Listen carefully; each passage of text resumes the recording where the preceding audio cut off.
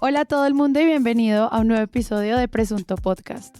Hoy vamos a hablar de la agenda con enfoque de género del cubrimiento de los Juegos Olímpicos y otras cosas más. Pero para eso, ¿qué más, Santiago Rivas? Buenas. Muy bien, ¿cómo va todo? Bien. Bueno. Aquí contenta con la medalla de plata y gastando mis días con 7 pantallas, una con trabajo y las otras con deportes olímpicos. 3 pantallas en multiview y hágale. Sí, Estrabismo y ya, esquizofrenia olímpica. Sí, más memes, más todo, más la gente diciéndome repita hacia acá, más ahora soy fan del voleibol y el surf. Esa soy la persona que soy ahora. Andrés Páramo, bienvenido a Presunto Podcast. ¿Qué más? ¿Cómo les va? ¿Qué tal todo? Demasiado excelente. Como fan de los Olímpicos, como todo el mundo, es decir, como fan y experto en los Juegos Olímpicos, como todo el mundo, yo quiero decir al hombre al que amo, que es este man de tiro que se mete la mano en el bolsillo. El turco. El turco, uy, qué genio. Y ganó plata. Qué genio ese man. Y todos los memes que han surgido alrededor de la figura de él. Esto es muy prolífico en materia de memes, los Olímpicos. Sí. Qué maravilla la cantidad de posibilidades que nos dan los Olímpicos para conocer la humanidad.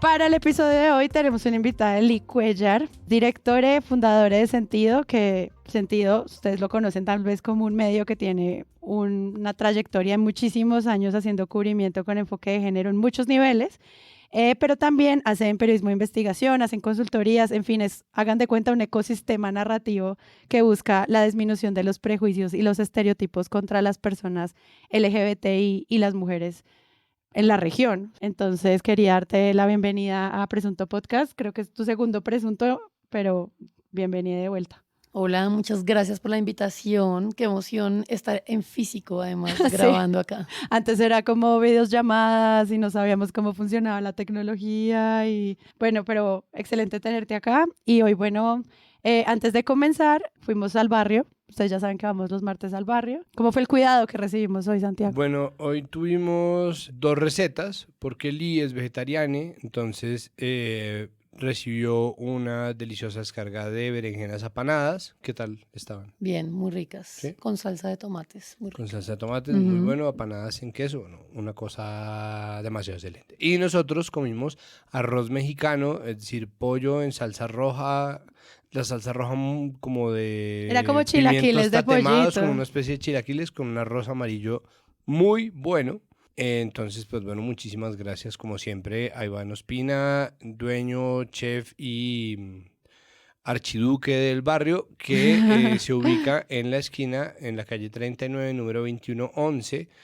Pueden entrar ustedes por la esquina y disfrutar muchos de los platos que nosotros describimos. Atendido por su proletario. Por su proletario, compañero. Y otro anuncio, un agradecimiento a Diosa Cervecería, que cocina nuestra maravillosa cerveza Lager Polarización, que si usted no la ha probado, este martes 13 de agosto estaremos en el Centro Nacional de las Artes, el Delia Zapata Olivella. Tienen un proyecto ese día para conmemorar a Jaime Garzón, y nosotros pues vamos a estar acompañando varias de las actividades. Entonces, si usted quiere probarla y tener algunos stickers o acompañarnos, pues pasen.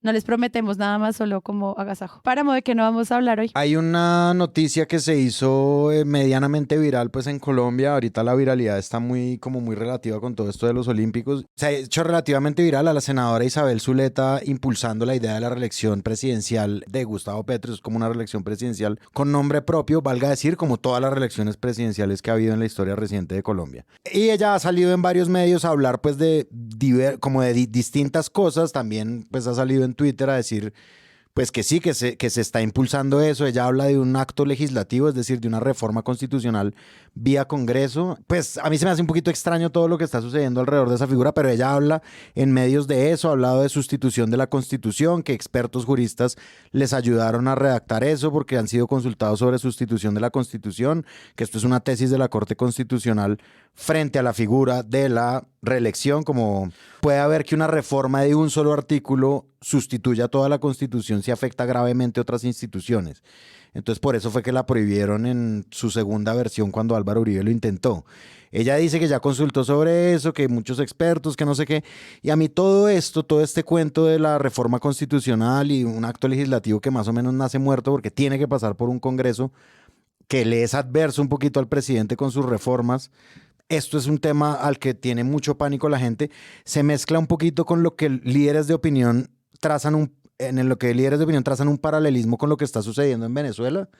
Líderes de opinión, obviamente no petristas, sino Daniel Samper, Ospina y cosas por el estilo, diciendo como, miremos lo que está pasando en Venezuela y miremos a Isabel Cristina. Es como, esto es casi que una cortina de humo y no se están dando cuenta de pronto, como, esto es como una cortina de humo 1.0 tal vez, demasiados bombos y platillos para una propuesta que por ahora no se ve, no se ve por dónde, digamos. Pero la senadora Zuleta, como el ELN, ¿no? Parece que vamos avanzando para un lado y se suponía que estábamos en la misma mesa sentados y es de verdad una clase magistral en autosabotaje, porque es un proyecto a todas luces impopular, que no tiene futuro, que no tiene mayorías, que no tiene, de verdad no tiene de dónde, no que hay tiene que aclarar cómo. que no sea en Venezuela, sino en Colombia, ¿no? Como que eso hay que aclararlo también ahora, como Además, exacto. no es un lugar donde las instituciones no existan, ni la oposición. Ni la oposición, ni en donde no ha habido un partido durante 25 años reeligiéndose, ni ha habido una transmisión hereditaria del poder, como fue lo que pasó un poco entre Chávez y Maduro, ni una cooptación institucional de ese tamaño. Este es un país muy derechista,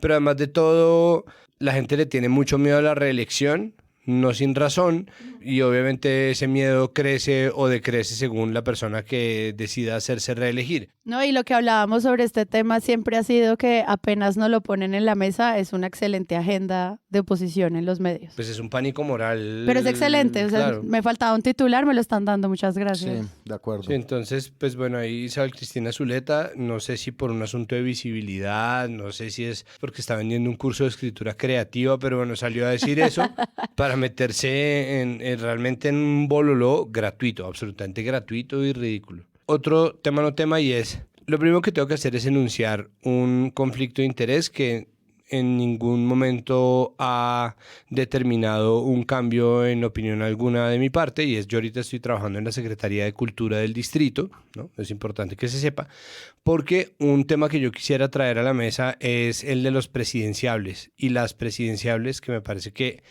es otra de las costumbres horribles del periodismo colombiano, que cuando no está haciendo opinión también está haciendo especulación, y yo siento que los y las periodistas de este país tienen una costumbre muy harta, que es hacer carreras de políticos, ¿no? Entonces las carreras de políticos es que alguien coge y se le monta en la espalda a un político y dice, este es mi caballo, ¿no? Y lo voy a llevar hasta la meta de la presidenciabilidad.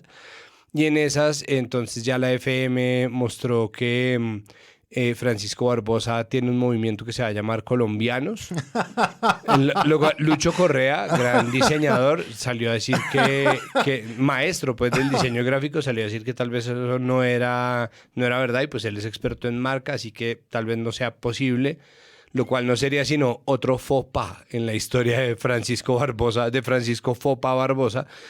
Vicky Dávila está punteando en las encuestas, está Claudia López, está Gustavo Bolívar, que yo no entiendo. Yo, o sea, prefiero competir en las peleas que son abofetadas, no, que lo duermen a uno de una bofetada otra vez. Es como, por favor, duérmanme de una bofetada, pero no puede ser que Gustavo Bolívar esté ahí. Estaba también Daniel Quintero, bueno, hay un montón de gente, y entre esas, y por Buenos eso candidatos, ¿no? Buenos. Buenísimo. Hay de dónde escoger. Qué dicha. A Páramo se le acaba de salir una lagrimita Sí. por el país. Es como, es que no sabe uno para dónde agarrar. Y dentro de esos presidenciables está desde el minuto 1, o sea, desde el 2 de enero de este año, Carlos Fernando Galán, actual alcalde de Bogotá, a quien en la W de verdad parpadeó 2 veces, saludó a 2 personas y corrió una 5K. Y en febrero ya en la W estaban, no, es un presidenciable, ¿no, Juan Pablo? Un presidenciable de raca mandaca, ¿o no? ¿Qué Es que opinas, yo creo que en la Alberto? W Entonces, tienen como una cartelera que les dice cómo llenar espacio, y cuando se les acaba alguno, lanzan un presidencial. un presidenciable. Y mucha gente estaba pegado, porque no era solamente la W, de la presidenciabilidad de una persona que llevaba 1 mes, 2 meses de alcalde de Bogotá. Y me parece que es importante hablar de hasta qué punto ha sido abyecto el cubrimiento que los medios han hecho del alcalde. Como que, ¿no? Hoy especialmente, obviamente hoy es el cumpleaños de Bogotá, la idea es hacer notas de color, pero hubo una entrevista de Noticias Caracol que fue, ya era triste. O sea, de nuevo, era triste. Como yo también pienso que hay muchas materias en las cuales es imposible juzgar a una persona que lleva, y esto lo dije además con Petro, pues para que puedan caerme encima todos en el Twitter, pero esto lo dije exactamente lo mismo con Petro. Es una persona que lleva 6, 7 meses en el poder, no tiene todavía nada por lo cual sacar pecho. Es muy difícil tener un triunfo a los 6 meses, un triunfo verdadero, no un logro pequeño como para la medida de los 100 días, sino un triunfo real, y en esa medida me parece que los medios han sido sumamente condescendientes con Galán. Y bajo las crisis que ha tenido también. pues además con un montón de problemas, y se le permite hablar sin ningún tipo de contrapregunta ni de contraposición, pero además de verdad la entrevista de Noticias Caracol ya es como... No, pero entonces, ¿por qué eres tan chévere, más o menos? Como, dime, ¿qué es lo que te hace tan chévere? ¿Cómo Con haces? todo ¿Cómo haces? respeto y siendo completamente objetivo porque eres tan genial. Estamos esperando aquí al alcalde mayor, véalo. Llegó con la pinta deportiva, caído de Monserrate, después de hacer todo ese recorrido, alcalde. Gracias, ¿cómo le fue? Cuéntenos. Bien, soy. Alcalde, su deseo, si usted tiene que apagar una de esas velas, que hoy va a tener esa torta de 486 años de Bogotá, ¿qué pediría? Pues yo pediría, digamos, tenemos muchos problemas, pero más que solucionar un problema, yo pediría que se despierte otra vez ese espíritu colaborativo que Bogotá ha tenido en el pasado. Alcalde, según nuestra encuesta Inbamer de Noticias Caracol y Blue Radio, mejoró la percepción de seguridad que se tiene en la ciudad, 13 puntos. ¿Qué le dice eso a la gente? No solo a los locales, sino también a tantas personas que llegan a Bogotá queriendo disfrutarla, gozársela. Pues que estamos haciendo entre todos un esfuerzo muy grande para recuperar la seguridad. Yo sé que... Espero que entiendas que este es mi trabajo. Yo soy un periodista independiente que tiene que preguntar cosas incómodas, ¿no? Yo pienso, o sea, siendo totalmente neutral, ¿no? Yo te votaría, y creo que la gente que está mirando este programa también debería votarte, pero, o sea, sin tomar partido por nadie, ¿no? Siendo totalmente neutro e independiente como es este programa. Yo te quería preguntar, ¿vos siempre fuiste así de genio, lindo y bueno y honesto, o hubo algún momento en que fuiste un poquitito, no digo mucho, pero así como un poquitito menos honesto? No, bueno, justo hace 2 semanas. Porque eres tan absolutamente genial, porque es como tan... Entonces, nuestro alcalde, gran plato de arroz blanco, gran bloque de tofu, pues está pasando invicto en un montón de cosas, y eso ahí poco a poco va. La silla vacía, que fueron los que más elogiosos habían empezado, ya le sacaron un artículo sobre las estrategias en el asunto del lago. Bueno, eso ha ido obviamente matizándose con el tiempo, como va a pasar siempre con alguien en el poder, pero me parece que la intención inicial está muy ligada a una cosa de cercanía al poder, y para mí eso son carreras de políticos, coger Claro, a una persona y toda decir, la vida. no, ¿sabe quién es el próximo presidenciable? Y esas apuestas parecen de verdad uno de los juegos de adrenalina predilectos del periodismo colombiano, y me parece que eso tendría que tener una cota. O sea, eso tendría que acabarse en algún punto. No, y me gustaría mucho que quienes oyen Presunto y están en otras ciudades también, si quieren, a través de nuestro Twitter o a través de nuestro Discord o por correo o en respuesta al newsletter, nos enviaran también cómo ven el cubrimiento de sus propios alcaldes, porque sí creo que la agenda del gobierno central es tan grande que opaca mucho a quienes se les está lavando la cara y a quienes se les está haciendo seguimiento de verdad. Entonces, si podemos armar como esta base de datos entre todos, se los agradecería, porque siento que acá igual estamos hablando de Bogotá, pero pues Medellín, Cartagena, Cali, o sea, hay un montón de cosas para hablar de esos gobiernos locales. Pero es que, Sari, tú hablas de eso, y es precisamente la guerra de agendas lo que está moviéndose ahí. Pues es que sin ir más lejos, así como mucha gente está, no, Bogotá esto y Bogotá aquello, el medio que sale a decir Bogotá está de séptima entre las ciudades más peligrosas del mundo es RTBC, que ya sabemos que es el caballo de batalla del gobierno nacional. Entonces, esa guerra que se le está planteando, esa cosa como de, ay, ese Galán es un berraco porque se le para a Petro, ¿no? Entonces, el gobierno Petro, que obviamente no falla en el autosaboteo, ¿no? Que está a punto de nombrar, presentaron noticias RTBC, Isabel Zuleta, salió, ay, pues Bogotá no está tan bien, ¿no? Como Bogotá, se dice que Bogotá es un infierno de inseguridad y basuras. Estudio. Y uno, puta. ¿No? Que es lo mismo de... Petro escucha a la oposición, a diferencia de lo que hizo Iván Duque. O sea, es como, ya, por favor... Falta que le don saque la Izquierdo... lengua de los titulares. Exacto. Primero, no sé por qué usted dijo lo del arroz blanco, pero me parece increíble porque yo hice una investigación muy, muy grande una vez del señor Carlos Fernando Galán, profunda, a las más hondas y profundas cosas de su personalidad, y encontré que el plato que él sabía cocinar era arroz blanco, el único. Bueno, hay que hacerle fact-checking, Pues no son me puede datos, contradecir, sí. pero bueno, La son datos. blanquitud. Pues es que Carlos Fernando Galán es un tipo transparente porque es del color de la persona que tenga detrás. Es un Sí, plato de correcto. arroz blanco porque sabe lo que le pongan al lado. Ay, pero no, a mí sí me gusta mucho el arroz, no lo comparen. Y No, luego- y me encanta. De hecho, María Clara Quiroz en Twitter, cuando hice ese chiste en algún monólogo del lunes, me escribió, ¿pero por qué? ¿Qué tiene usted contra el Sí, arroz o sea, blanco? métete con todo menos con el arroz blanco, pues qué pena. Yo solo digo que coincide con lo que yo investigué de él. Y lo otro, uno se da cuenta muy fácilmente, así le digan a uno en la cara de uno, aquí se le da palo igual a todo el mundo. No, no es verdad. Y coman mierda, porque es que se nota quién les cae bien y quién les cae mal. Sí, o sea, ese cuentico como fiscalizamos el poder y no Sí. tanto, amigos, no. Por ejemplo, en Noticias Caracol publicaron en el Twitter, la percepción de inseguridad en Bogotá está bajando. Aunque aún se registran ciertos de hurtos, parece que la gente está más segura. Mientras usted hablaba de un caso de robo, la percepción de inseguridad en Bogotá está bajando. Aunque aún se registran cientos de hurtos, pareciera que la gente se siente más segura. Pues salimos a las calles a hablar con la gente que finalmente es la que vive la ciudad y la siente todos los días. Esto fue lo que nos contaron. Eso por todo lado, de sur a norte, oriente, occidente, eso está... ¿Se sigue sintiendo inseguro? Sí, claro, sí, bastante. Que uno tiene que estar, mejor dicho, corriendo para poder que no lo roben a uno. Por supuesto, falta mucho por mejorar. La gente sigue, obviamente, diciendo que han escuchado y han sentido muchísimos robos, pero que la percepción empieza a mejorar, por lo menos después de tantos años. Ayuda mucho esto, que las polisombras sean muy visibles, que ustedes me vean a través de ellas. Así Viene como una lavada de podríamos- caras Listo, maravillosa. pero marica, con manguera a presión. Sí, No. como con cloro.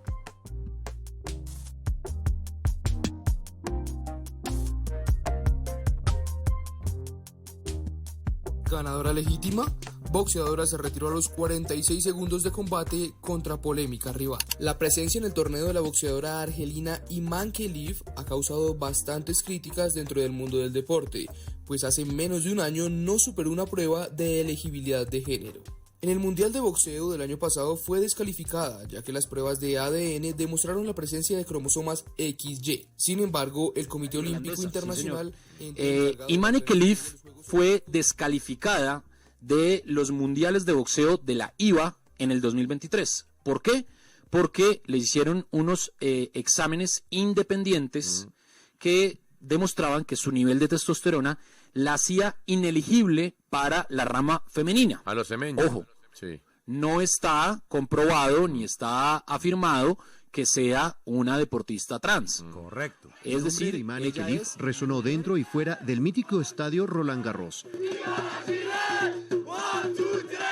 La argelina obtuvo su pase a la final de boxeo en la categoría de 66 kilogramos. Para sus seguidoras, es una victoria para todas las mujeres, argelinas y árabes. A pesar del ciberbullying, a pesar de los insultos, a pesar de todo lo que ha pasado, ella está aquí y está dispuesta a llegar hasta el final. Obtendrá la medalla de oro y cuenta con el apoyo de toda una nación. Los Juegos Olímpicos de París 2024 es un evento que tiene una multiplicidad de líneas investigativas, de opinión, de cubrimiento, de periodismo deportivo, a la que yo creo que podemos hacerle como un análisis mucho más grande pronto, desde el tratamiento de los atletas, la seguridad de los deportistas, los turistas, los espacios, la inversión, en fin, es una súper agenda. Hoy específicamente quisiera que habláramos de una polémica, que es la palabra que usaron muchísimos medios, sobre la participación de Iman Khelif. Sobre todo son preguntas sobre su identidad de género y regulaciones deportivas.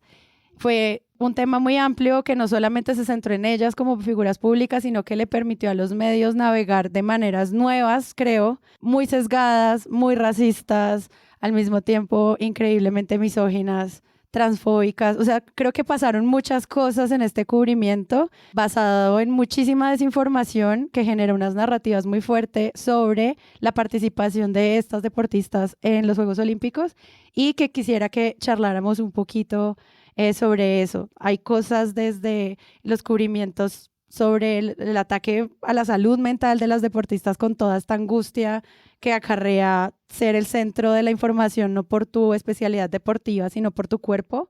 Y creo que hablar de los cuerpos es una agenda pendiente que no sé si aprendimos algo después de estos días de cubrimiento, o al menos si pudiéramos quedarnos con algunas prácticas para que cosas que puedan afectar de nuevo a las personas sobre las que se está hablando no vuelvan a ocurrir. Como yo llegué a esa noticia fue a través de @Laura Tamarindo Cruz, una de nuestras tuiteras más asiduas que está constantemente reportando este tipo de cosas, que estaba reposteando a su vez o respondiendo a un trino de Oscar Parra, director de Rutas del Conflicto, que estaba haciéndole una corrección en tono muy amable a El Espectador en Twitter, diciéndole un test de testosterona no era una prueba de género, porque El Espectador había titulado boxeadora que falló prueba de género gana y su oponente se retira a los 46 minutos, algo así como Segundos. A los 46 segundos, 46 minutos. Cuidado, no se retira esa partida de Risk a los 46 segundos. Y si no estoy mal, pusieron también el entrecomillado de la boxeadora italiana Carini diciendo nunca me han pegado tan duro en la vida, ¿no? Entonces, Oscar Parra dice jalón de orejas, que es una categoría que el mismo espectador, la misma gente del espectador, el mismo Fidel Cano, su director, ha establecido precisamente para hacer su formato de la redacción al desnudo, en donde dicen, no, como no, la cagamos en esto, tuvimos esta semana un problema con esto y esto. Entonces le dicen, bueno, el jalón de orejas es este. O sea, cuando empezó la noticia, se afirmaba sin ningún sustento y sin revisar pruebas ni verificaciones, ni siquiera el palmarés de la boxeadora Iman Khelif se estaba revisando, no, o sea, sin revisar se estaba ya aseverando que era una boxeadora trans, y eso de inmediato desató una ola de transfobia. Entonces, según el medio, muchos la denominaban boxeador, ¿no? Muchos decían que era una persona intersexual, otras personas decían que era una mujer trans que se había colado en las competencias, que había sido sacada, y esto es una cosa de segundos, ¿no? Porque esto es un pánico que se desata en segundos, y al mismo tiempo ya había voces haciendo chequeo de datos, primero pues abogando en favor de la posibilidad de la población trans de participar en justas deportivas de cualquier tipo, después hablando sobre cómo Iman Khelif en realidad es una mujer, después hablando sobre cómo pues esto se está utilizando como una agenda de pánico moral para tirarle odio a la población trans, pero además haciendo un recuento de nuevo, ahí sí, del palmarés de Iman Khelif, que pues ha perdido 9 veces contra boxeadoras mujeres, lleva compitiendo toda su vida en la categoría femenina, mostraban fotos de niñas, o sea, eso es, obviamente es un fact-checking necesario, pero eso también puede ser sumamente revictimizante, porque pues, o sea, que uno tenga que mostrar fotos de cómo era de niño para probar que puede competir en una u otra categoría cuando pasó los filtros de los olímpicos, no, pues es una locura. Entonces, antes ya de darle la palabra a Lee, hay una cosa ahí también, y es la Federación Internacional o la Unión Internacional de Boxeo, el International Boxing Association, había hecho una serie de pruebas para Iman Khelif. Ellos son mucho más estrictos. Mucho más transfóbicos. Mucho más transfóbicos.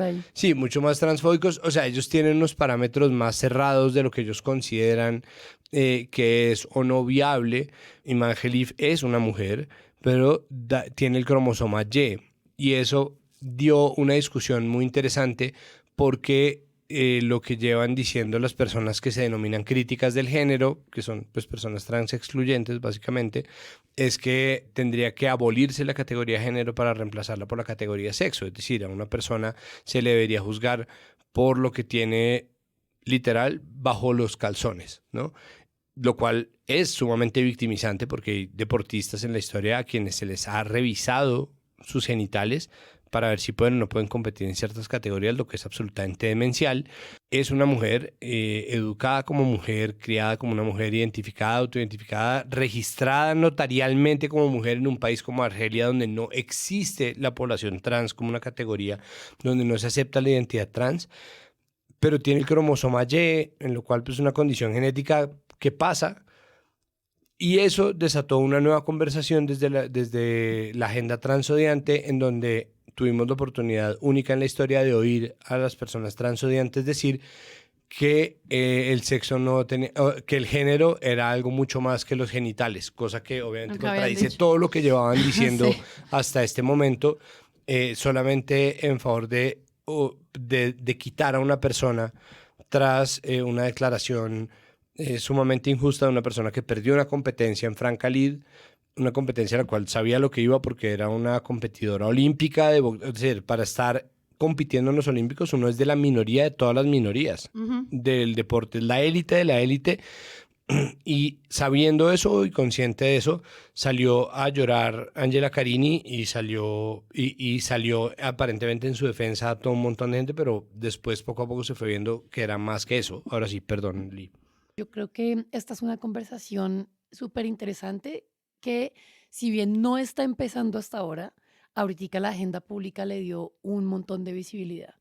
Y creo que el contexto principal de esto es que existe una supervigilancia de los cuerpos y de las habilidades de principalmente las atletas que compiten en la categoría femenina en los deportes en el mundo. En este caso lo estamos viendo en los Juegos Olímpicos, pero es también una preocupación que se manifiesta todo el tiempo sobre el género en nuestra sociedad, ¿cierto? Y es porque hay gente que uno no sabe si es hombre o mujer, cómo la educan, qué fue lo que le pasó en la infancia para que terminara siendo trans, ¿no? Y hay también, por un lado, un contexto muy fuerte de un movimiento con mucho dinero y mucha capacidad de visibilidad, que son lo que llamamos las TERF, Trans Exclusionary Radical Feminists, o sea, unas personas que no se denominan así, pero que se llaman feministas radicales, que van en contra de las identidades trans, porque dicen que las personas trans las están borrando como mujeres.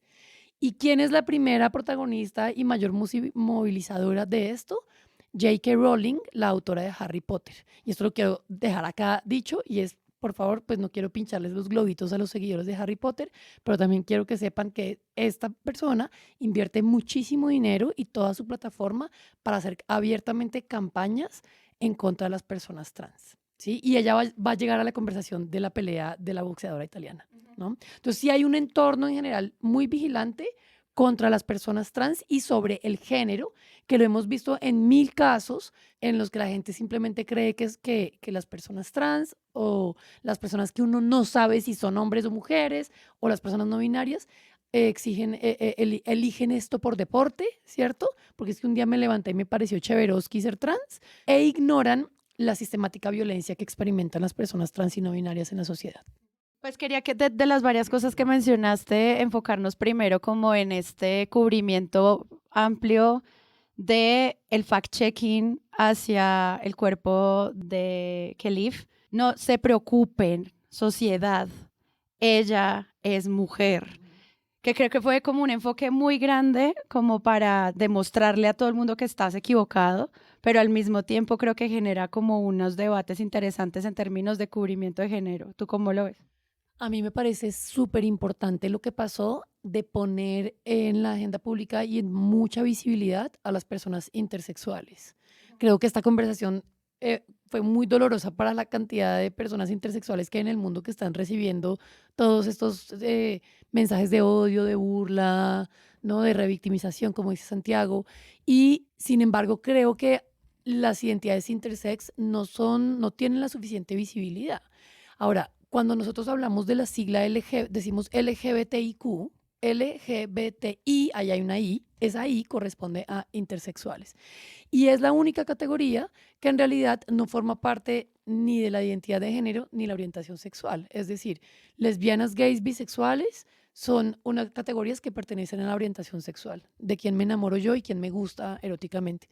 Y personas trans y queer pertenecen a las categorías de identidad de género, que es lo que ustedes están explicando sobre la diferencia entre las características físicas que tengo yo y mi identidad, cómo me identifico, ¿cierto? Me identifico como hombre o me identifico como mujer o como persona no binaria o como persona de género fluido, etc. La categoría intersexual sí tiene que ver con una condición física, de características físicas con las que nacen ciertas personas que tienen lo que se llamaría una diversidad de características sexuales, ¿sí? Y la diversidad de características sexuales, como lo decía Santiago, consiste en que hay un grupo social que se categoriza como XX, ¿cierto?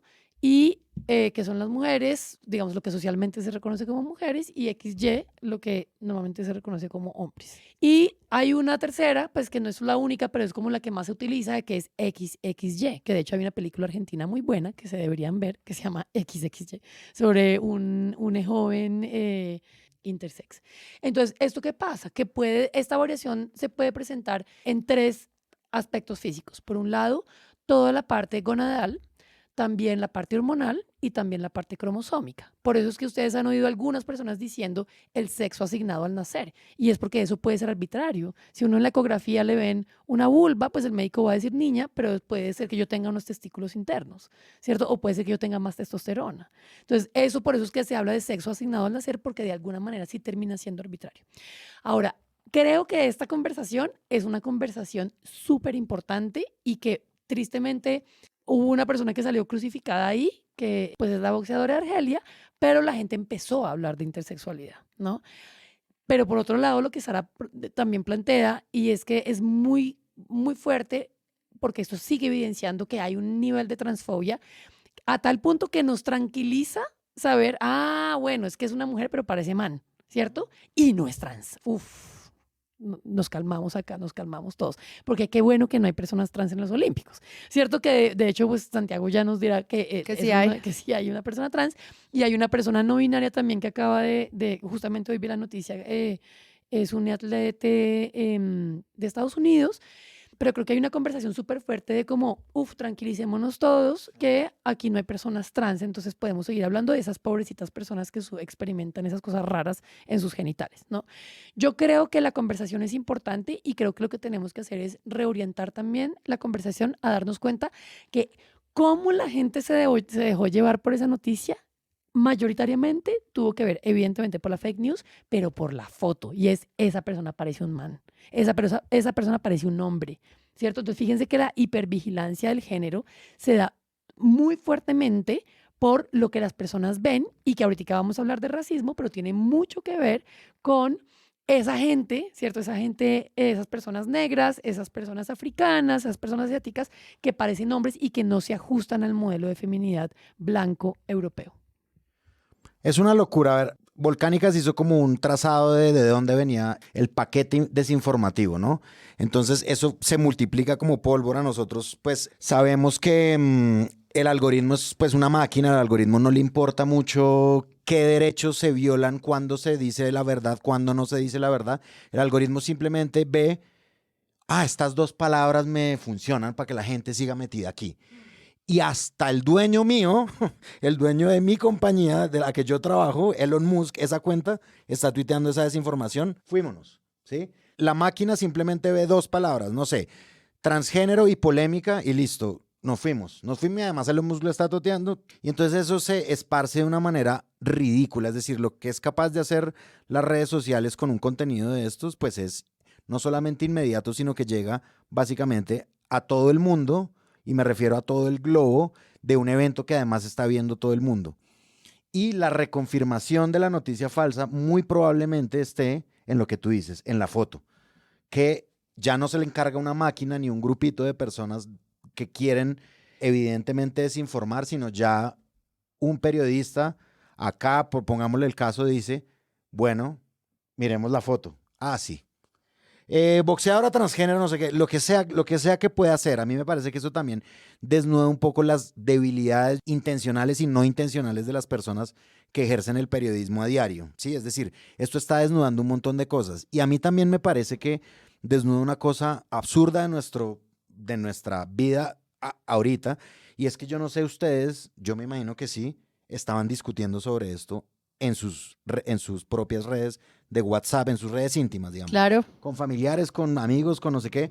Y a mí sí me parece impresionante que lo que uno esté discutiendo no sea verdad casi nada, ¿sí? Es decir, yo me voy a ir por otra parte, que es esa, como que yo, para preparar este episodio, ni siquiera en el momento, sino para preparar este episodio, me metí a chequeado a la página de que chequea noticias y ellos también le hacen un trazado a la noticia. Por ejemplo, lo de la Asociación Internacional de Boxeo. Esto fue que el presidente, un señor que se llama Umar Kremlin, publicó en su canal de Telegram, ¿sí? Ojo, que las pruebas de ADN habían demostrado que ella, Iman Khelif y la taiwanesa tenían cromosomas XY, pero esos resultados no fueron nunca mostrados públicamente. ¿Sí? Es decir, esa metodología también súper oscura y súper, como que no tienes acceso tampoco a ese tipo de información. Exacto. Y a mí eso me parece ya muy diciente. O sea, es decir, que uno discuta sobre hechos no probados, sobre, ahí sí, presuntos hechos, como aquí lo dicen los de chequeado, supuestamente habían demostrado, ¿sí? Y Volcánicas, cuando cierra su artículo, ellas dicen, si es o no intersexual con cromosomas XY, con testosterona más alta de lo permitido, no hay fuente verificable. A mí me parece que estamos discutiendo también en nuestras redes, en nuestra vida, digamos, y eso es, yo sé, otro problema, ¿no? Como hemos mencionado dos, yo estoy mencionando el otro, no hay ninguna fuente verificable. Es decir, la clase número 1 de periodismo que a uno le dicen, opine sobre hechos verificados y verificables. Pues no se cumple, es decir, como que estamos también en ese mar de desinformación que se suma, es igual de todas formas, hay muchas formas de ver esto, se suma a lo que tú estabas diciendo hace poco, que es, de todas formas, sí hay como, tranquilos todos, no es trans, bravo, bravo olímpicos. Y igual yo siempre he pensado que todos estos chequeos, toda esta trazabilidad de la información, siempre pues llega tarde, obviamente, pues porque llega más tarde, lo otro es inmediato. Y segundo, pues yo creo que el daño ya está hecho porque ellas siguen insistiendo con esto. Volvió a ganar y es como, es un hombre dándole puños a una mujer.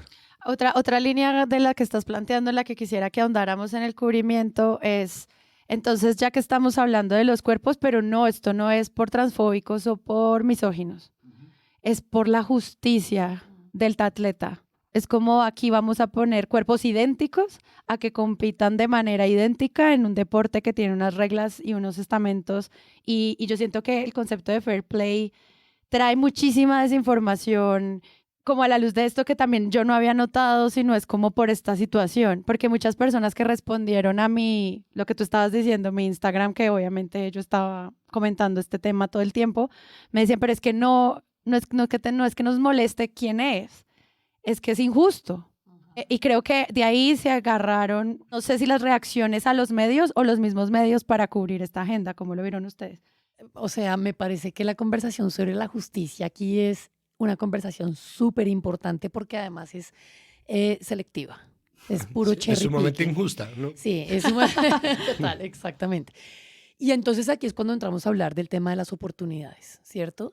¿Qué es justo y qué no es justo en los juegos? Entonces, hay unas normas, las personas tienen que atenerse a esas normas que les están exigiendo a los jugadores y a las jugadoras, pero la gente dice, es que no es justo que una mujer que tiene menos testosterona tenga que competir con una que tiene más.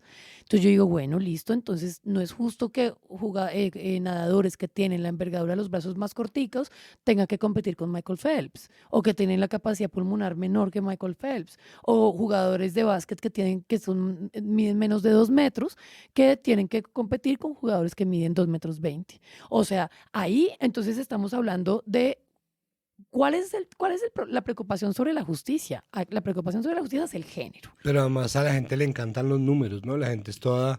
Pero es que no piensan que existe una cifra que avala eso, como no es que Claro. la fuerza y la esto, y entonces como pues si fuera por eso, entonces Shaquille O'Neal habría ganado todos los títulos de NBA, Claro. que era gigantesco, no era inmenso. Porque omiten además también, a la gente se le olvida, pues las personas que practicamos deportes y que nos regañan mucho por no ir a los entrenamientos, que el deporte no se trata solo de fuerza. No, o sea, que si uno puede tener toda la fuerza del mundo, pero si uno no entrena, pues es una persona con mucha fuerza que no sabe jugar un deporte, ¿cierto? Como que hay habilidad, disciplina, fuerza, pero también hay otras características que hacen que algunos jugadores tengan más oportunidades de ganar que otros. Por ejemplo, los jugadores que tienen muchos mejores patrocinios, ¿cierto? La ropa, que sabemos que en los Juegos Olímpicos hay ropa que está prohibida, hay tenis que están prohibidos porque son tenis que dan ventajas sobre otras personas, ¿cierto? Entonces hay jugadores que van con la ropa que la familia logra reunir, ¿cierto? Que ellos logran pagar su uniforme, mientras que hay jugadores a los que les llueve la ropa del cielo, ¿cierto? La más alta tecnología para nadar, para correr. Entonces también ahí hay una cosa de, ¿queremos hablar de justicia? Entonces hablemos de las oportunidades socioeconómicas de los jugadores también. Está buenísima esa agenda también para seguirla, claro. O sea, es fair play que haya jugadores que llegan con los zapatos que recaudaron en vacas, ¿cierto? Con familiares y del pueblo y de la ciudad, con jugadores que les llueven patrocinios por todas partes y tienen la más alta tecnología para jugar, que está permitida en los Juegos Olímpicos, sí. Pero no todo el mundo tiene las mismas oportunidades. Entonces yo creo que ahí hay una cosa súper complicada que a la gente no le importa la desigualdad socioeconómica, a la gente le importa el género, ¿cierto? Ese es el caballo de batalla de nuestra sociedad. Pues el género, y ya ahorita vamos a llegar ahí, la raza. La raza. Es pues la Totalmente. racialización o la racialidad o la percepción racial. Sí, porque además de hecho, bueno, esto sí muy superficialmente yo lo digo y puedo estar incurriendo en cherry pickings yo. Incluso yo veo como eso de la barrera socioeconómica como un, qué bien, muchos berracos. Sí, como yo me acuerdo un poco de Carlos Tevez diciendo, pues me gusta jugar con Alemania porque ellos fueron mejor alimentados que yo y fueron mejor educados, jugaron en mejores canchas y quiero saber si yo les puedo ganar. Eso se ve un poco como, qué berraco, la garra Tevez. Pero lo otro sí se ve como un problema, o sea, eso sí es, Claro. eso sí es cierto. No hay resiliencia. Exacto, no hay resiliencia, sino desventaja. Claro, desventaja absoluta. Pues, a ver, hay una cosa ahí y es el deporte siempre ha sido, creo que, el punto o la puntilla más fuertemente clavada de la agenda transexcluyente, porque por alguna razón supongo que tiene que ver con el asunto del deporte de élite o con una percepción, un preconcepto que se nos ha metido una y otra vez en la cabeza. La gente tiende a repetir, pero es que tenemos que aceptar que somos diferentes, el cuerpo de los hombres es distinto al de las mujeres y en ese sentido son más fuertes y eso pues tiene un montón de matices, pero es que cuando nosotros hablamos de agenda, es decir, para mí es importante que se entienda que esto es una agenda transexcluyente porque la agenda también incluye la determinación de los puntos de conversación. Entonces he tenido la oportunidad de ver en muchas casas, en muchas familias, en muchas conversaciones, gente que empieza con, no, es que yo no soy una persona transfóbica, yo no soy una persona transexcluyente, pero es que a mí sí me parece injusto, ¿no? Y ahí empieza, y ese es para mí eso es como una puntilla, ¿no? Que todavía sostiene como este pánico moral, ¿no? Y es el punto en donde la gente como que no sabe cómo tramitar. Primero porque es muy visible, ¿no? El deporte de alta competencia es hipervisible, pero al mismo tiempo nunca se calcula qué tan absolutamente minoritario es, ¿no? Pues la población trans del planeta es el 3%, 2% de la humanidad. Los deportistas de alta competencia son una minoría incluso menor de la humanidad y la intersección en ese diagrama de Venn de esos dos conjuntos hace que haya pues una minoría ínfima que está puesta en cuestión, que como bien lo decía Lee, pues no hay una sola persona que se arriesgue a arruinar su vida familiar, social, a ganarse un bullying y hacerse además tratamientos de hormonas de reafirmación de género, cosas que le cambian la vida completamente solamente para ir a pegarle a una persona en un ring, para ir a pegarle a una mujer en este caso en un ring, y esa discusión nunca tiene en cuenta eso porque lo que se está utilizando es algo que siempre está en pantalla, que siempre determina qué es exactamente lo mejor, que se relaciona con la gloria y con la aspiración absoluta de cada ser humano, ¿no? Y solo quería sumar un paréntesis pequeño y es que, por ejemplo, en The Independent hacen un balance de todas las veces que han competido en los Juegos Olímpicos personas trans, pero que no son noticia porque pierden. La conversación sobre justicia ocurre es cuando hay triunfos y por eso este momento en el que ustedes dicen el infinito cubrimiento sobre miren todas las veces que perdió esta persona para justificar como este debate también hace parte de entender estas narrativas.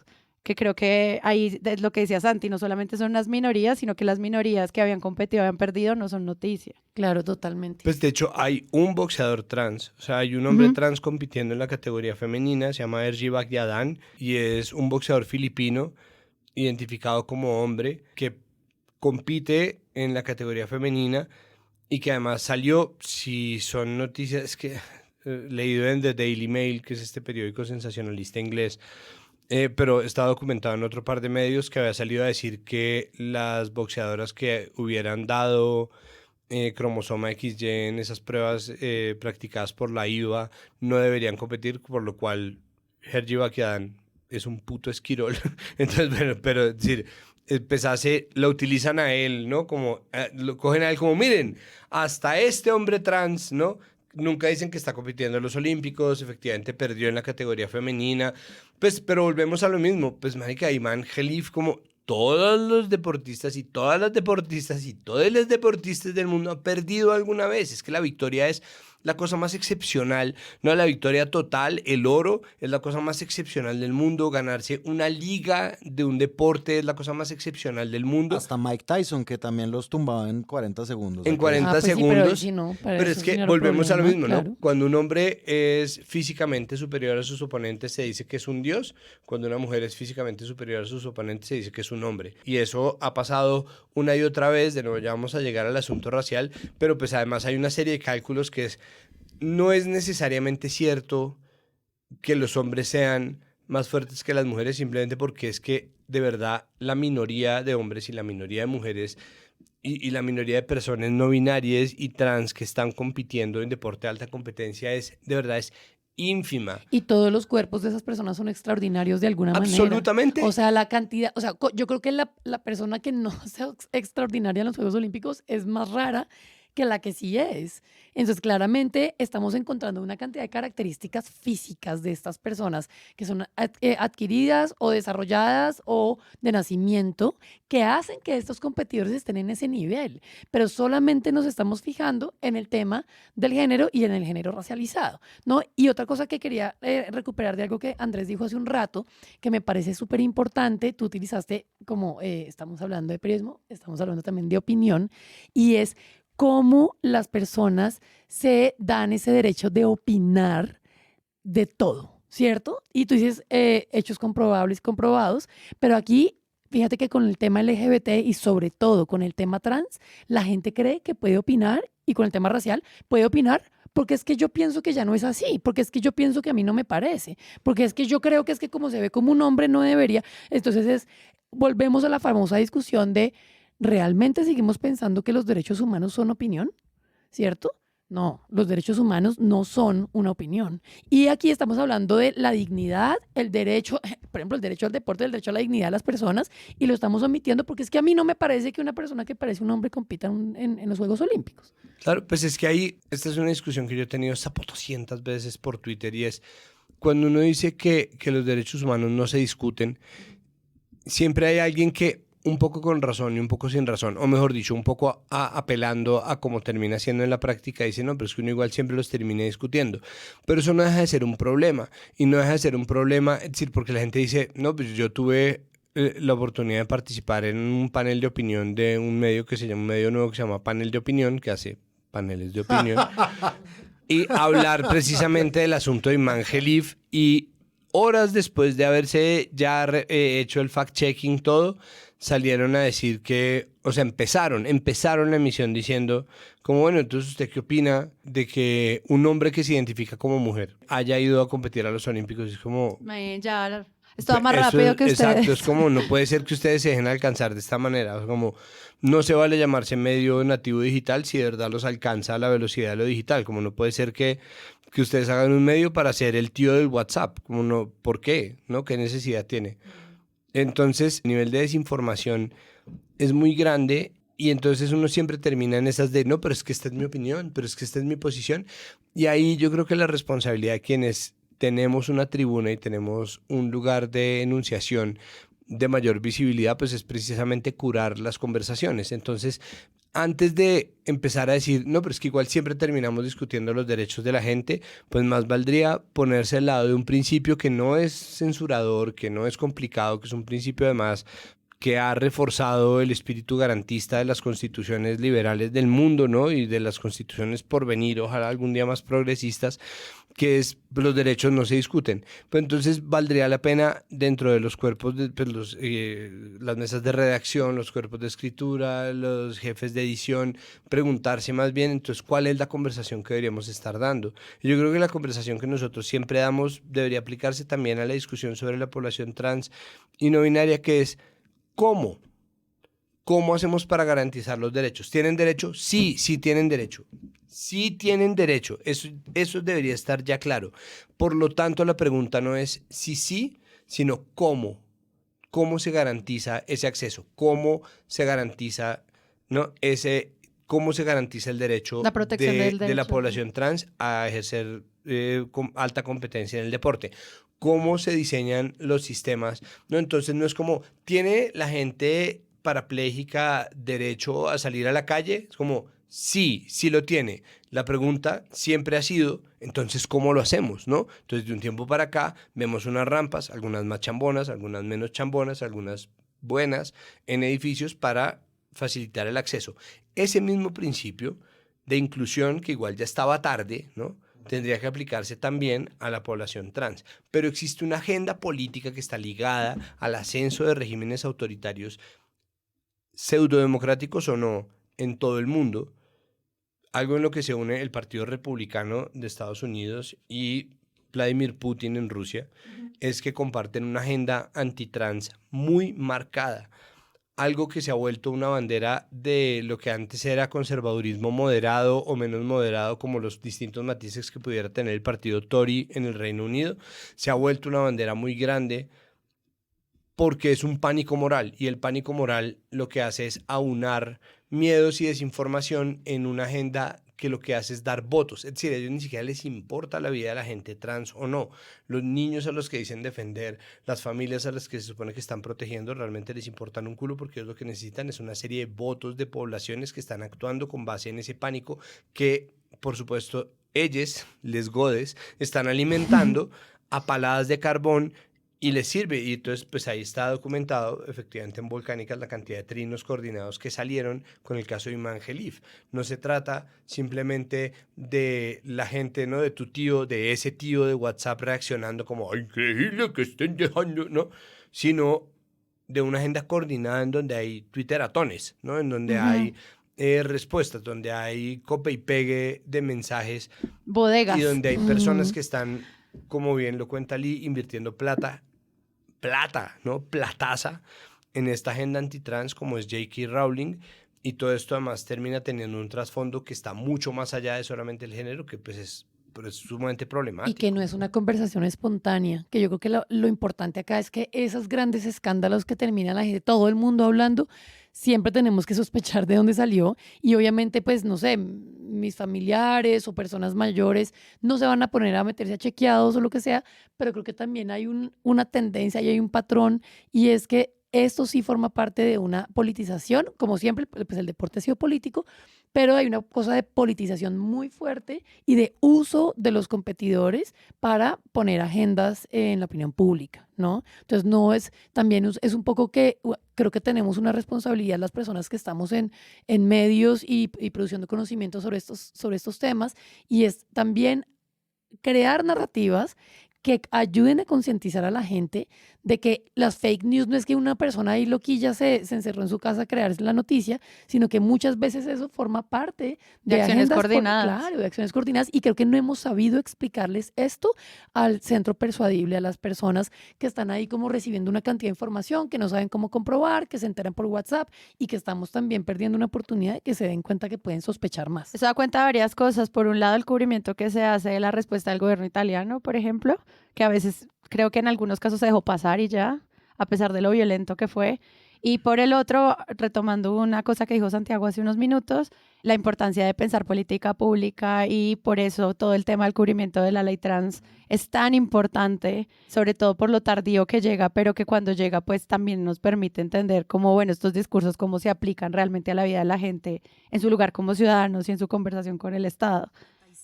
Hoy fue erradicado el proyecto de ley que permitiría la entrada en vigencia de la Ley Integral de Identidad de Género en Colombia. La comunidad trans asegura que esta es una deuda histórica del Estado. Hola, buenas noches. Esta iniciativa que fue radicada esta tarde en el Congreso con apoyo de múltiples bancadas busca que las personas de la comunidad trans tengan acceso a derechos fundamentales como la educación, la vivienda o el trabajo, pero también a procesos importantes para esta comunidad como el cambio en su documento de identidad o acceso al reemplazo hormonal en el sistema de salud. Esto contempla la radicación de la ley trans, una ley muy ambiciosa en derechos de la población, es justamente discutir derechos, ¿no? O sea, yo digamos que soy un poco de la parte de lo que definió Santiago de que dicen los derechos se discuten. Yo creo que también es porque yo estudié derecho, ¿no? Es decir, y buena parte de lo que se hace ahí es discutir si existe o no un derecho determinado para algo o un deber, una regla o lo que sea. Lo que yo iba a decir al respecto es que yo estoy de acuerdo con que se discuta ciertas normas, ciertas normatividades, sentencias, lo que sea. Lo que sí me parece impresionante, y yo creo que tiene que ver con lo que usted dice del cómo, es que en algunos debates se habla como si esa población no existiera, ¿sí? No existen. Y eso sí es un problema, me parece a mí. O sea, más allá de discutir una ley, se va a discutir, es decir, no es como que la ley ya existe y listo, ya la radicaron y nadie va a decir, no, congresistas de todos los tipos van a dar sus muy polémicas opiniones acerca de esto, va a haber debates, bueno, esperamos que vaya a debates, que esto pues tenga un buen recibimiento dentro de las mesas directivas, que se haga, digamos, política con esto. Lo que sí me parece impresionante de todo este debate es que hay personas que de verdad se sientan en su postura muy pública y muy a veces viral, como esta, por ejemplo, de la noticia falsa, en que estas personas no existen, ¿sí? O sea, es decir, no son mujeres trans, son hombres, porque eso era como nació el configurado de la noticia falsa.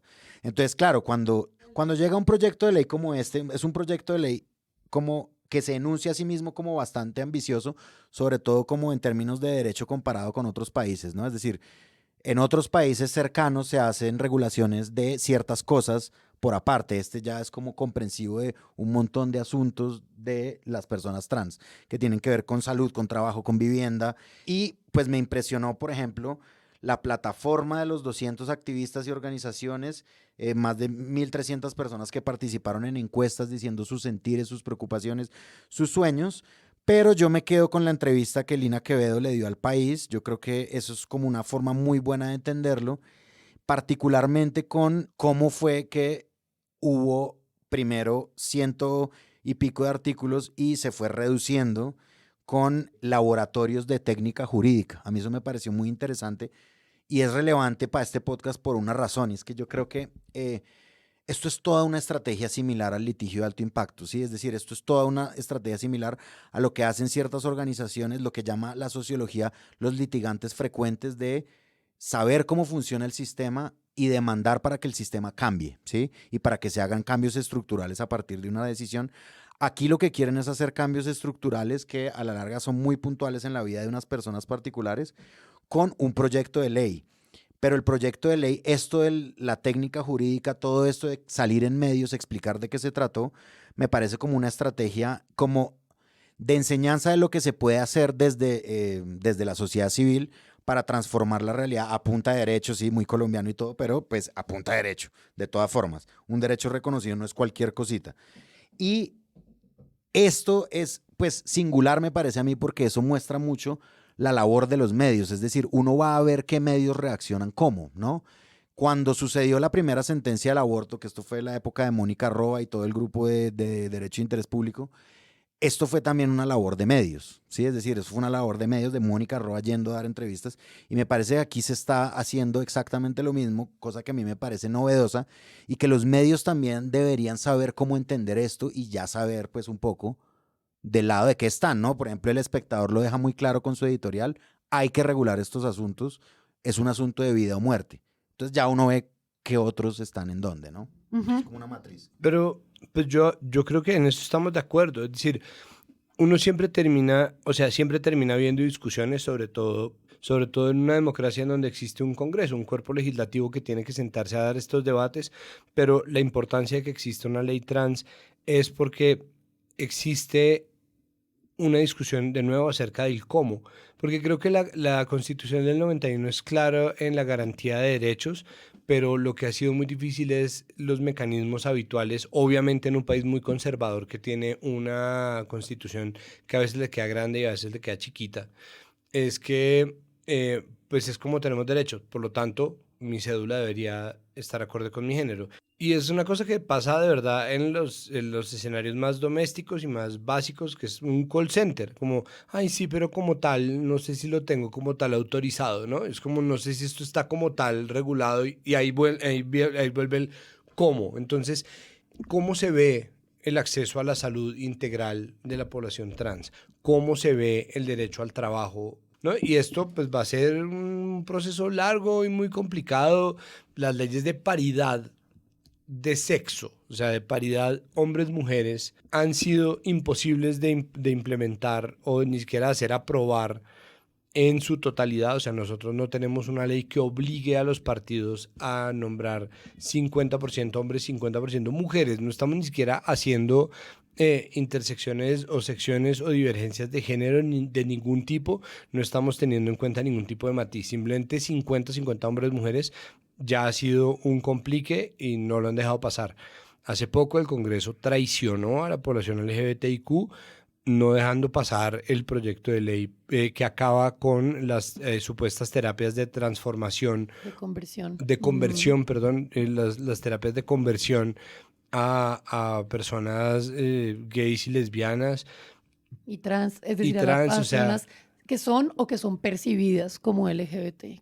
Exacto, y que además, es decir, estamos, ¿no?, en el país de los tecnócratas y las cifras, ¿no? Es como está probado, comprobado, recomprobado, han pasado por encima de la vida de un montón de personas, pero son de nuevo agendas las que están deteniendo ese tipo de procesos que son, además, es que ya es crucial, se cae de su propio peso. Es una ridiculez que eso siga existiendo a todas luces y sin embargo hay una camarilla de políticos que sigue bloqueando que pasen esos proyectos de ley. Entonces esto se avecina como se viene un proceso larguísimo. Yo creo que ahí hay una cosa súper importante y es estamos discutiendo los derechos de las personas trans y uno va y mira el proyecto de ley o uno va y mira el resumen, ¿cierto? Y uno dice, estamos hablando de salud, educación, deporte, o sea, vivienda, estamos hablando de cosas que son básicas de nuestra sociedad. Entonces, ¿estamos realmente discutiendo los derechos o estamos discutiendo la falta de protección que tiene una sociedad frente a un grupo poblacional? Y a mí me parece ahí súper, o sea, como que uno dice, cuando la gente empieza, sí, más derechos, pero también deberes, ¿no? Entonces me dice, parce, pero yo deberes los he cumplido todos. O sea, lo que pasa es que yo cumplo todos, pero no me dejan entrar a estudiar, pero no puedo ir al médico, sí, necesito ¿cierto? O sea, pero no tengo derecho a hacer deporte porque me expulsan del equipo, porque no tengo, ¿no? Como cosas básicas y no estamos hablando, ni siquiera estamos hablando de, pues claro, estamos hablando de cobertura, por ejemplo, de las personas que optan por, digamos, hacer intervenciones médicas o procedimientos médicos para la reafirmación de su identidad, pero también estamos hablando de que la persona pueda ir al ginecólogo, de que la persona pueda ir a, no sé, al urólogo, que pueda ir a que le revisen el hígado, o sea, y no lo hacen porque son personas trans. Y no o sea, los médicos no lo reciben porque son personas trans. Entonces ahora hay otra cosa que me parece súper importante y esta discusión de si la boxeadora es una persona trans o no, lo que nos muestra es que a las mujeres cisgénero, o sea, las mujeres que no son trans, las mujeres cisgénero, también terminan afectadas por la transfobia, ¿cierto? ¿Cierto? O sea, exacto. Esto es una cosa que uno dice, es que no estamos hablando estamos hablando de protección de derechos de personas trans, pero no son derechos trans, ¿sí? Son derechos humanos que no se están cubriendo para unas poblaciones de nuestra sociedad. Entonces creo que aquí la conversación también es súper importante decir que la transfobia y la homofobia afecta radicalmente a las personas LGBTIQ, pero también afecta radicalmente a otras minorías. Y peor aún, obviamente, si son personas que son racializadas, que están empobrecidas, que son personas migrantes o en situación de movilidad humana, personas con discapacidad, es mucho peor. Entonces creo que también estamos hablando de una dignidad mínima y básica para la sociedad. No es un tema de opinión. Y a eso sumarle lo que ustedes están hablando, no solo el reconocimiento de la discriminación y cuáles podrían ser las formas para luchar contra esto, sino de la violencia y la violencia sistemática que enfrenta la población trans y que ha sido pues una de las más letales en Latinoamérica. Entonces creo que no es como tan simple. El cubrimiento de los medios sí reconoce eso, como que no es solamente hablar de una ley que atraviesa las vidas de maneras cotidianas, sino además generar mecanismos de protección para otro tipo de violencias mucho más sistemáticas. Y es algo de lo que dijo Páramo, están editoriales, están artículos, están ensayos. O sea, yo sí creo que al menos a nivel de cubrimiento de esta ley en Colombia, los medios que yo consumo y mi algoritmo me envía, hicieron un balance, no sé si la palabra sea correcto, pero al menos un balance completo sí, de las implicaciones que trae tener una ley como esta. Y muestra un trabajo de fuente, es decir, Exacto. de quienes están haciendo. Y eso creo que no lo habríamos vivido hace 6 años cuando empezó este podcast. Entonces yo sí creo que al menos estos cambios como de paradigmas para discutir estos temas, o sea, lo que nos implica cubrir, por ejemplo, los Juegos Olímpicos y traer estas preguntas y que en menos de 48 horas medios como El Espectador ya hayan cambiado titulares, en las igualadas ya están hablando de las preguntas, digamos que nosotros estamos tratando acá. Muchas organizaciones sociales empezaron a plantear esas dudas para que otros medios tradicionales dijeran, perdón, ¿cómo se dice?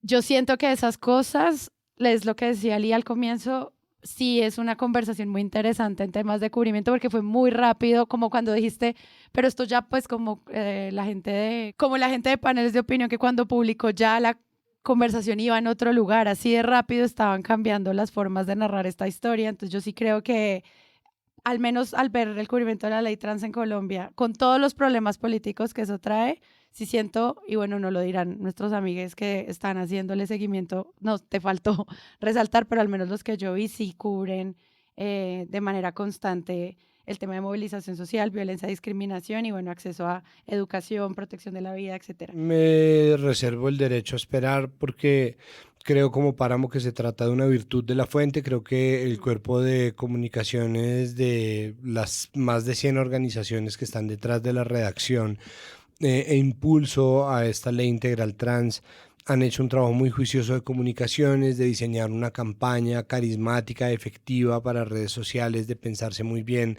los mensajes que quieren dar y de ser muy claros y darle a las salas de redacción la información muy bien masticada y muy bien organizada para que exista. Y creo que es evidente en este sentido en la medida en que portales que pueden ser tan descabellados como Infobae comparten la misma información que periódicos que tienden a ser sopesados como El Espectador, y lo mismo, por ejemplo, Canal 1/CMI están compartiendo básicamente la misma información, lo cual a mí me parece que es como un muy buen comunicado de prensa, o una muy buena información de prensa, exitosamente copy-pasteado por muchas redacciones. Creo que no existe mayor análisis y creo que a medida que avance el proyecto es cuando nosotros vamos a ver la reacción de estas agendas trans excluyentes en la opinión. Por ejemplo, la ley trans no está documentada casi en el portal de semana.com. Yo sé que va a haber que esperar. Bueno, como esos grandes silencios, sí, es verdad que hay que mencionarlos también. Va a haber que esperar, ¿no? Va a haber que esperar a ver qué va a decir Paola Ochoa, va a haber que esperar qué va a decir Luis Carlos Vélez, porque de nuevo muchas veces ni siquiera tiene que ver con lo que ellos piensen sobre la población trans, que es además es decir, porque es que nadie tiene por qué pensar nada de una población específica, pero al mismo tiempo porque es que ellos están utilizando eso como parte del posicionamiento de una agenda, y pues nosotros tenemos un medio como Cambio que se precia de ser liberal, que busca imitar como el periodismo liberal democrático tradicional, y tiene una monologuista que se adjudicó el derecho a hacer un monólogo de hora y media sobre cómo lo trans era absolutamente antinatural hasta el punto en que incluso lo trans tenía mucho que ver con la crisis climática y del sexo biológico, refutada por biólogas diplomadas como tal, que es una falacia de teoría, pero pues vean los videos porque ahí están las pruebas. Y ahora que hablamos también del silencio y de lo que va a pasar, que también me parece interesante lo que Santiago plantea, de bueno, miremos cómo se va a dar esa discusión. Yo creo que también hay un llamado súper importante a las personas que estamos en el mundo del periodismo a que este es el momento de verdad educarse e informarse full sobre temas trans, porque lo que va a pasar también está un poquito escrito, y es que van a salir los grupos antiderechos, los grupos de ultraderecha a empezar a difundir un montón de mentiras en torno, que esta señora también lo hizo en su monólogo ese, hablando de que las personas trans obligan a los niños a cortarse los genitales a los 3 años y a tomar hormonas y no sé qué, y es como una cantidad de mentiras rampantes, súper desinformadas, y además el daño tan profundo que le hacen a la sociedad, a las infancias, ¿cierto? Que creo que también es un momento vital porque esto va a pasar. Esto no es como, ay, nunca nos imaginamos que el debate iba a coger por ese camino. Claro que va a coger por ese camino porque esta es una oportunidad también para los grupos antiderechos, para todos esos señoros que se la pasan diciendo que son unos expertos en género y son realmente unos odia trans, odia personas LGBT, y además mentirosos abiertamente, van a utilizar esto como una oportunidad para posicionar sus discursos y para posicionar sus candidaturas. Hay una frase que dice Lina Quevedo en El País, que es: necesitamos avanzar en la discusión pública. Esto, pues digamos como que la frase así implica un montón de cosas frente a al paso de un proyecto de ley por el Congreso, ¿no? Es decir, un poco es lo que estás diciendo tú. Los medios de comunicación tienen una responsabilidad no solo de atender a las fuentes que han hecho un trabajo, porque además, aparte de comunicado de prensa, yo estoy seguro que hay una estrategia pensada, ¿no? Es decir, una estrategia inteligente, una estrategia, porque los medios son importantes. Y porque los medios son importantes, sí debería haber un entrenamiento, como dices, de cómo frenar la desinformación que va a haber. Sí, eso El Espectador lo cita en su editorial respecto a los congresistas, y el Congreso va a estar a la altura de la mucha desinformación que les va a circular a ellos, porque yo no estoy completamente seguro que un lobbyista hace lobby en una UTL, les da un informe que no existe y el congresista va y lo dice en público. Ahora, listo, el congresista, todo bien, sé responsable con lo que te llega de desinformación. Y los medios de comunicación, ¿cómo van a hacer para desactivarlo? Porque es sin duda, es decir, esto va a ser una oportunidad para todo. Entonces, es lo que yo digo, como ¿en dónde se para el medio de comunicación para usar esa oportunidad? Claro, ¿de qué lado? ¿Cómo y de qué forma van a usar la gran narrativa que vende votos de la ideología de género? Que solamente quería recomendar un episodio de Women's Planning en el que participan, pues como una conversación sobre la biología y demás, en el que en algún momento una de las panelistas, que es Ivania Cerón, que es una mujer científica, madre de un niño no binario. Mega tuitera, por favor sigan a Ivania Cerón. Sí, presunter de corazón. Ella hablaba al final la gran pregunta sobre la ideología de género es realmente cuáles son las influencias culturales que se imponen sobre la niñez, y hay niños y niñas. Eso está súper impuesto. Y creo que no lo vamos a ampliar aquí porque ya hay 1 hora y media en Women's Planning hablando de eso, se los dejamos en las notas del episodio, pero que creo que es una conversación súper interesante.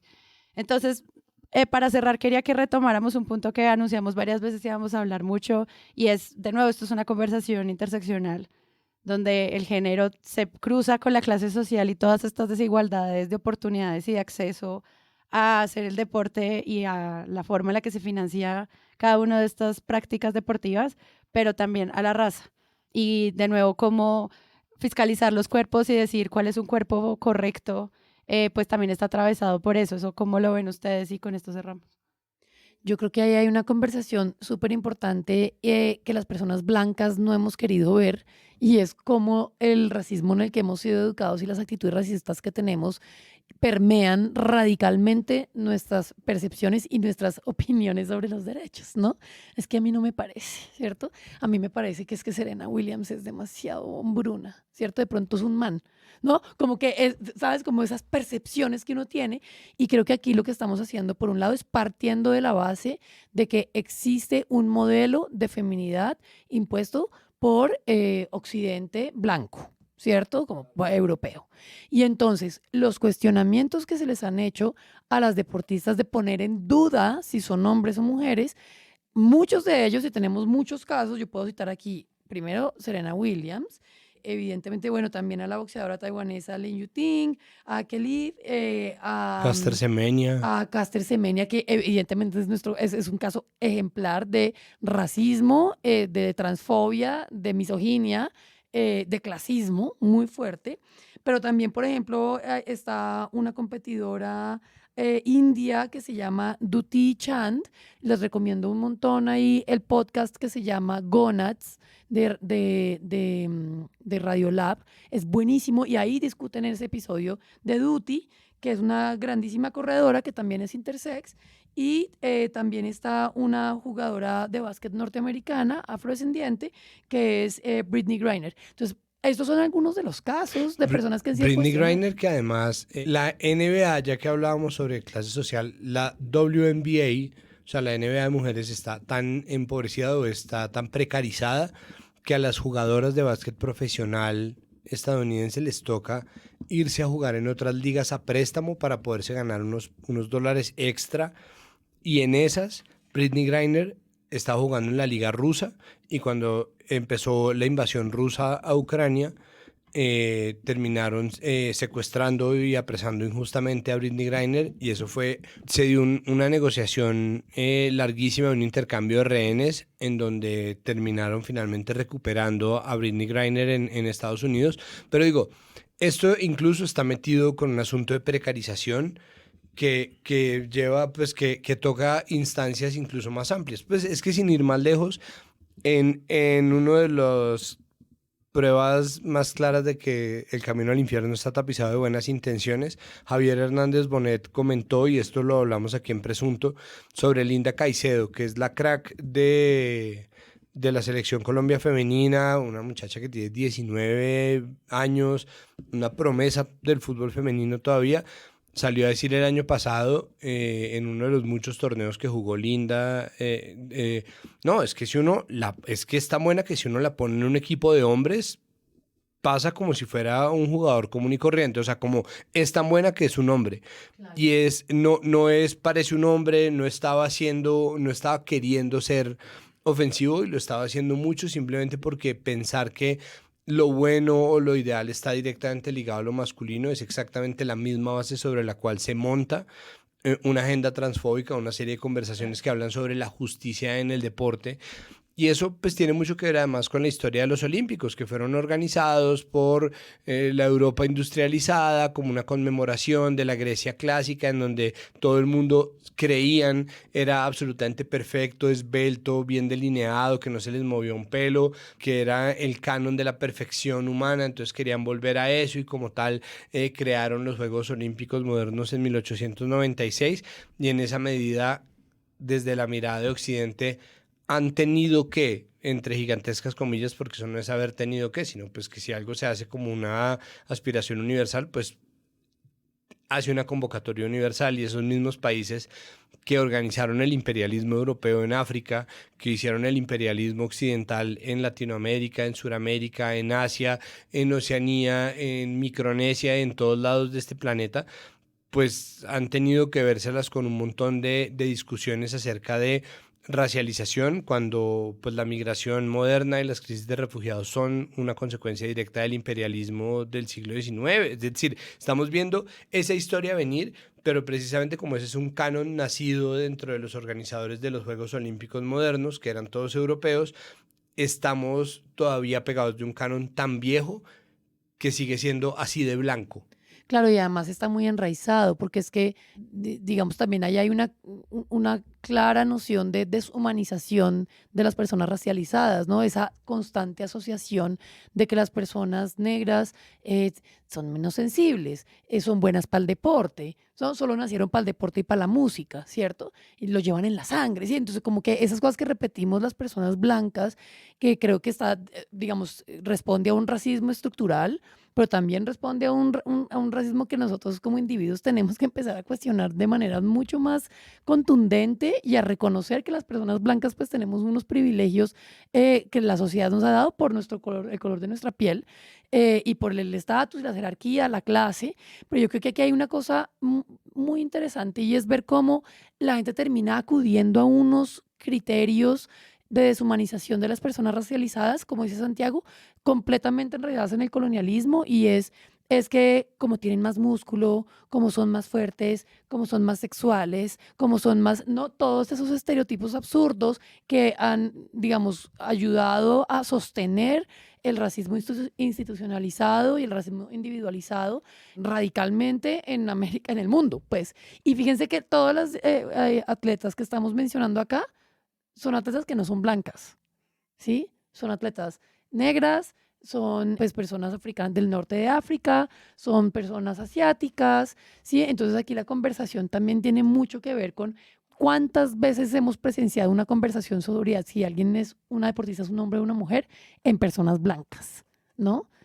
Aquí hay una conversación que está súper pendiente y que no es solamente parte de las instituciones, sino también de nosotros como individuos cuestionar. Nosotros ¿cuántas veces hemos hablado de esto? No vamos a solucionar el tema hoy, pero creo que muchos de los planteamientos quedan sobre la mesa, al menos para las personas que les interesa este tema. Los deportes y las organizaciones y la existencia de las personas en el mundo pues pasa también por su género, por su raza, por su clase, por las oportunidades y por la forma en la que construimos espacios en los que podamos participar. Yo me uno a tu propuesta, no, a tu idea al comienzo, que es, esto es muy interesante por fin, como plantearlo. Espero que en este podcast sea como una primera pasada para empezar a tratar estos temas con mayor profundidad. Seguiremos hablando de los olímpicos, personas excepcionales haciendo cosas excepcionales. Muchas gracias, Santiago. Muchísimas gracias. Un par de recomendaciones. Hay, por ejemplo, hablando de podcasts, uno de mi podcast favorito que yo he comentado aquí 1000 veces, que es Presunto Podcast. Además, Throughline de NPR, sobre la categoría raza y de cómo la Academia Norteamericana, incluso teniendo la evidencia de que la raza no es verdad, es decir, que la raza no existe, decidió mantener la categoría raza. Y ahora no se puede abolir el concepto raza porque toca hablar de racialización, un poco por culpa de quienes decidieron mantener, contra toda evidencia, o sostener que existían o que existen las razas entre los seres humanos, cosa que no es verdad. Y recomendar información que comparte la escritora, performista y comediante Alok Bateman, que es una comediante de género no conforme, transfemenino, y en inglés ella es they, them, pero aquí sería como un ella o un ellos. Ella. Ella comparte muchísimo contenido desde hace años sobre la relación entre la transfobia y el racismo. Lo muy ligados que están, que está siendo tan evidente ahorita en los Olímpicos, termina volviéndose, pues, o venía siendo muy evidente en redes como las de Alok, y pues es de verdad una buena fuente de contenidos, así que síganle. Y una pauta ahí, la tía Nora de Sentido tiene una entrevista a Locke cuando vino a Bogotá, para que también la busquen en el YouTube de Sentido. Y a eso solo le sumaría, también no lo tratamos, pero sí hay una gran conversación sobre el dopaje y el testeo a los cuerpos, que es algo que también atraviesa esta charla de otras maneras. Entonces también Tested de NPR puede ser una súper buen lugar para escuchar como sobre estos debates también, sobre quién garantiza estos estándares, que bueno, esa pregunta de quiénes pueden pasar y no, también me parece súper interesante el periodismo deportivo de los Olímpicos. Muchas gracias, Páramo. Eli Cuellar, bienvenida, gracias por venir a Presunto Vuelve, por favor. Muchísimas gracias, presencial, me encanta. Y yo soy Sara Trejos, nos escuchamos en una próxima oportunidad.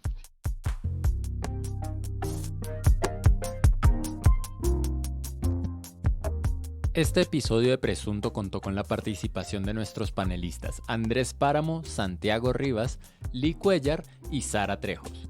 La postproducción es de Rodrigo Rodríguez, yo y Sara Trejos. El collage para este episodio fue creado por Santiago Rivas. La marca fue creada por Dulce Studio. Presunto es un proyecto de Sillón Studios. Producción, Paula Villán. No olviden seguirnos en nuestras redes sociales y buscarnos en Patreon, donde pueden aprender cómo donar a este proyecto, con lo que tendrán acceso a contenido exclusivo, nuestro servidor de Discord y más. Muchas gracias por escuchar.